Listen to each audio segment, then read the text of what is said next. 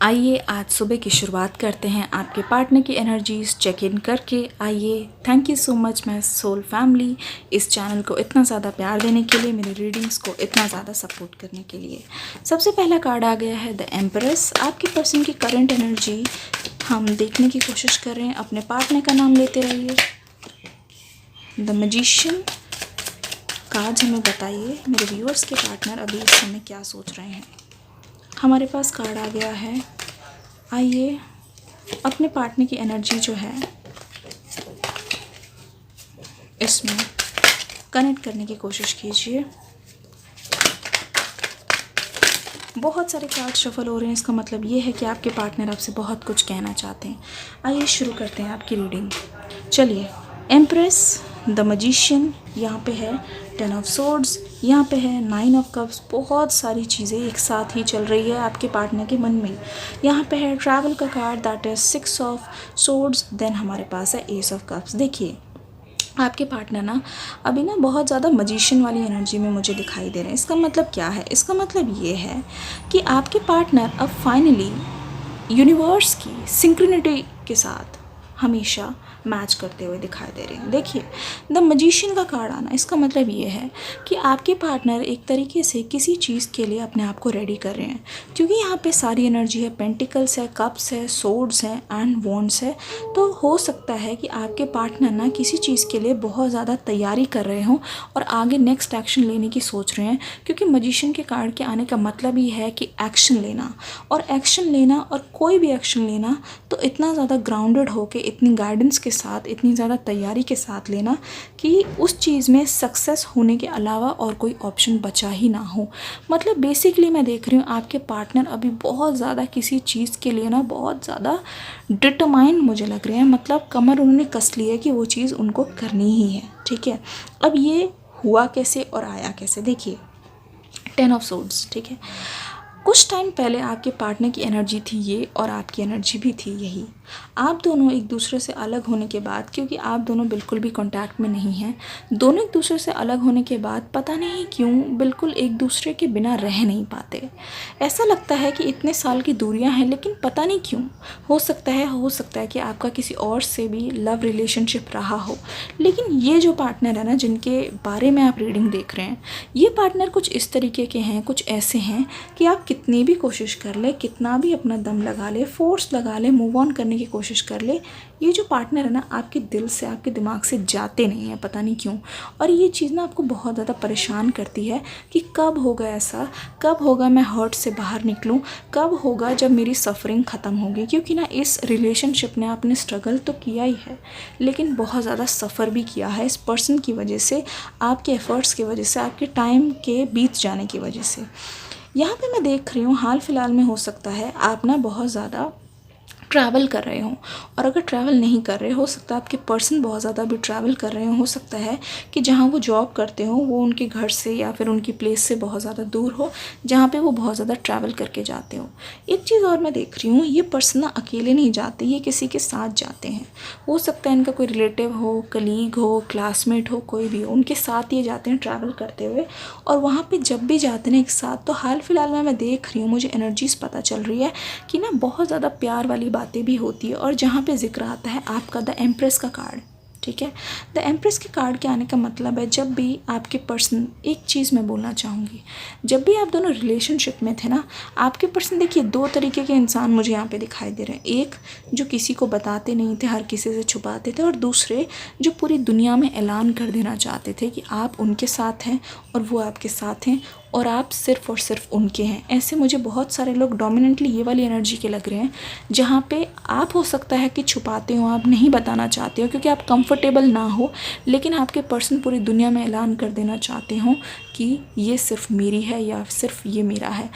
Photos दिखाते हो सकता है बोलते हो कि स्टेटस अपलोड करो या फिर मेरा नाम लिखो, दुनिया को बताओ कि तुम कमिटेड हो, ये सारी चीज़ें क्योंकि आपका उनको मिल जाना ना एक ब्लेसिंग की तरह है। आप उनको मिल गए एक तरीके से ना। मैं देख रही हूँ जब आपकी पर्सन ने ना आपको शुरुआत में प्रपोज़ किया हो तो बताते हो कि कैसे मैं तुम्हें लेके सपने देखा करता था या तुम मेरे सपनों में आते थे और मैं यही सोचता था या सोचती थी कि कब ये पर्सन मेरा हो जाए। मतलब मुझे ये एक सपने की तरह लगता था।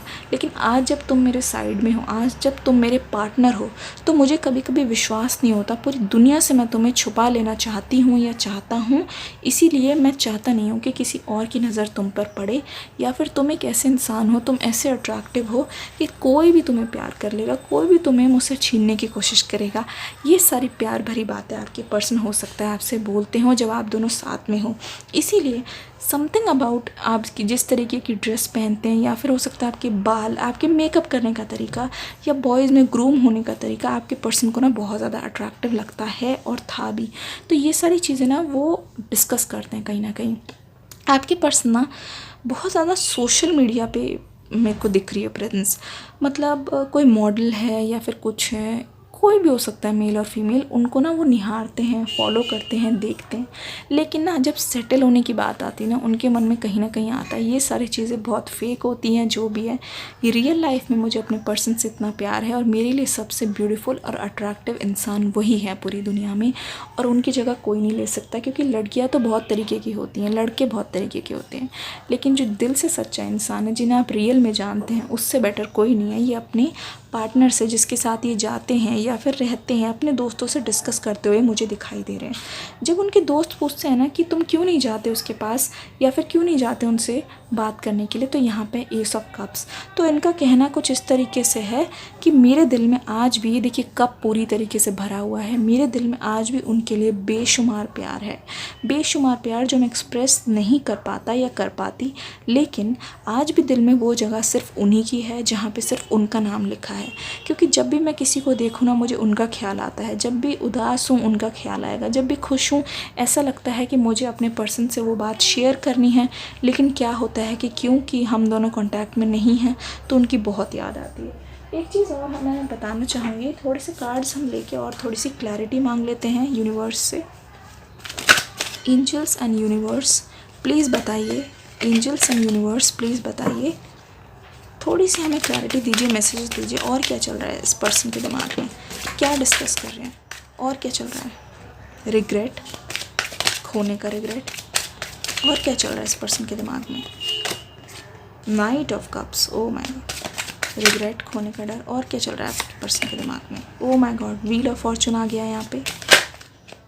कौन सा कार्ड आना चाहता है? थैंक यू, ठीक है। क्वीन ऑफ पेंटिकल्स यहाँ पे आ गया है, व्हील ऑफ फॉर्चून, यहाँ पे नाइट ऑफ कप्स आ गया है और यहाँ पे आ गया 5 ऑफ कप्स। देखिए एक तरीके से देखा जाए ना आपके पर्सन ना बहुत ज़्यादा उदास हैं इस चीज़ को लेके, इस सिचुएशन को लेके, कि उन्होंने नहीं सोचा था या आपने भी नहीं सोचा था कि आप दोनों में सेपरेशन होगी या फिर एक टाइम ऐसा आएगा जब वो अपने फ्रेंड से डिस्कस कर रहे होंगे कि ये पर्सन मेरे साथ नहीं है, अपनी कर्मों पे, अपने एक्शंस पे बहुत ज़्यादा शर्मिंदा है। इन्होंने जो डिसीजंस लिए, जो प्यार का प्याला वो आपकी तरफ लेके आए थे, उन्होंने खुद ही उस प्यार के प्याले को पलट कर उसमें से प्यार जो है खाली कर दिया और ख़ुद अपनी लाइफ का सबसे बड़ा स्टेप, मतलब कि सबसे बड़ी मिस्टेक उन्होंने कर डाली जिसके लिए वो बहुत ज़्यादा पछताते हैं। यहाँ पे है क्वीन ऑफ पेंटिकल्स और wheel of Fortune. Queen of pentacles हमें ये बताता है कि आपके पर्सन जो है आपको ना बहुत ज़्यादा ऐसा मानते थे कि आप हर चीज़ में उनके लिए बेटर हाफ की तरह उनकी मदद करते थे, फाइनेंशियली गाइड करते थे कि तुम्हें सेविंग करनी चाहिए। क्योंकि वो बहुत ज़्यादा थोड़ा खर्ची भी हैं, मतलब पैसे आ जाते हैं तो उनको लगता है ये ख़रीदना है वो ख़रीदना है, अपने शौक़ पूरे करते हैं। तो हो सकता था आप बोलते थे कि सेविंग्स करो, ऐसे करो वैसे करो, या फिर तुम नहीं कर पाते तो मुझे अपने पैसे दे दिया करो, मैं रख लूँगी या रख लूँगा। तो आप ना, मैं देख रही हूँ एक प्यारी सी चीज़ है दोनों में, मतलब हस्बैंड वाइफ की तरह से ही रहने लगे थे। तो ये सारी चीज़ें ना आपके पार्टनर को बहुत ज़्यादा याद आती है, क्योंकि बहुत लोगों को डेट करने के बाद भी वो शांति, वो सुकून उनको किसी के साथ भी नहीं आया, वो अपनेपन वाली फीलिंग नहीं आई। व्हील ऑफ फॉर्चून का आने का मतलब है जो एक टॉक्सिक साइकिल थी ना आप दोनों के बीच में, जो गम था, जो जुदाई थी, वो सारी चीज़ें ना अब फाइनली किस्मत का जो सत्ता है वो पलटने वाला है और चीज़ें जो है सेम रहेंगी लेकिन बहुत सारे चेंजेस के साथ आएंगी। ठीक है, हो सकता है आपकी लाइफ में बहुत ज़्यादा न्यू अपॉर्चुनिटीज़ आ रही है और आने वाली है। इस चीज़ को मैं कंफर्म करना चाहूँगी नाइट ऑफ कप्स से, जहाँ पे हमें देखने को मिल रहा है कि आपके पर्सन ना जो प्यार का प्याला पलट के चले गए थे वही प्यार का प्याला आपके पास लेके आना चाहते हैं। क्योंकि यहाँ पे हॉर्स भी है तो आप देख सकते हैं एक न्यू बिगनिंग, नई दिशा, नई गति के साथ, गति भी आप मान लीजिए नई गति के साथ। क्योंकि देखिए इतना टाइम वेट करने के बाद भी आज भी अगर आप दोनों के मन से एक दूसरे के लिए प्यार कम नहीं हुआ, ख़त्म नहीं हुआ ना, तो कुछ तो है। सब खत्म होके भी तेरे मेरे दरमियाँ कुछ तो बाकी है। ये गाना ज़रूर सुनिएगा, ये चैनल सॉन्ग है उनकी तरफ से। आई होप आपको ये रीडिंग पसंद आई होगी। अब नेक्स्ट रीडिंग में हम बताएंगे कि आपका रियूनियन आखिर कब तक होगा।